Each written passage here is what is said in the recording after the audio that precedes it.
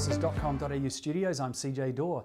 Now in this series we're looking at how to get started. Now we've built our way up to this point and now we're going to look at different investment products of where you can put your money and start trading and investing. So let's start now and have a look at shares as one option, indices or index trading is another, and then bonds. Maybe you've heard of bonds, government bonds. But let's break them down and have a look at them individually, starting with shares. And we're talking about investing in companies listed on the stock market where you're buying and selling your share of that company. So you have equity in the company and it will have a value. You can sell it or you can buy someone else's. So that's probably the most commonly understood introduction to the market and how people start to trade at an entry level. Let's also look at indices, or what are called indexes. So it's a group of companies that make up an index. And we know the word index probably from when we first started to read. A book has an index. That index represents the contents within the book. Now with an index, it's the contents within the index. So it's a group of companies. That index is made up of a group of companies. Now they will have a different title and they could be from the same sector. For example, an index sector of material sector. So that's the miners. You can trade them alone. Or made up of just healthcare companies. The contents within that index is just healthcare companies.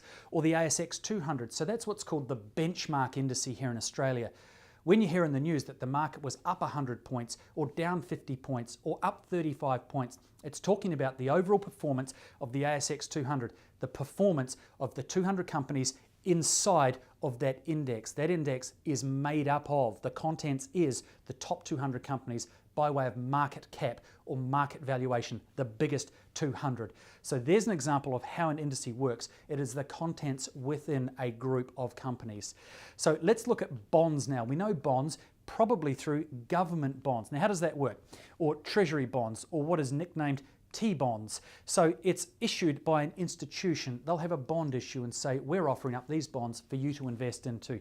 And that's called a debt security. And that's where it's a loan from an investor. You and I, members of the public, can invest money into a company or an institution, commercial institution, could be the government, and it could be over, say, 10 years, 20 years, 30 years, a fixed rate of return for a fixed amount of money. When it expires at the end of that 20, 30 years, 10 years, 5 years, whatever the bond issue is, that's when you get the payback. Now, what we know in Australia is that the federal government have never defaulted on a bond issue, so that's why it's seen as a traditionally safe option, and that might match your investing protocol for your own peace of mind. You might want something very safe, and maybe bonds are for you. Let's move on to some more. We've got ETFs, we've got options, which is a way of making additional income from shares, and we've also got the futures market, so buying futures contracts. It's pretty much a bet on the future price of something. So let's start now with ETFs. Now that simply stands for exchange traded funds. Now that's selected stocks piled into one basket and traded on the stock market as one entity, just like any other company you can invest in. Now the advantages are the monitoring. Instead of watching, say, 10 different stocks and paying 10 amounts of brokerage, you're just buying into one stock. So let's give an example here. There's our ETF in the middle, made up of all these 10 stocks. Now those 10 stocks, 1 through 10, are individual stocks listed on the stock market. Some companies you might know. Maybe it's banks, maybe it's miners, maybe it's healthcare. Now what an experienced fund manager will do is take these 10 stocks that balance each other out. They're weighted accordingly. So it means that if maybe number 10, 8 and 6 are all companies that are on the way down at the moment, maybe 1, 3 and 5 balances that out.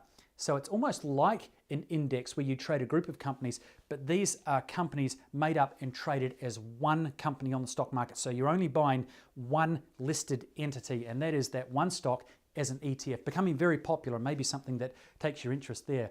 Now let's have a look at options. Now options are for people who currently own shares and are looking to make additional income from a month-to-month basis. So let's have a look at an options trade, and this strategy is going to be called a covered call. It's one of the different types of options that you can trade. Let's take company ABC trading nice and even at $5 a share, and what we're going to do is look for that to go up. Now we're going to put out an option for someone on the other side, a buyer, to buy that for a designated price, which you get to decide. And what you're going to say is, right now it's at $5.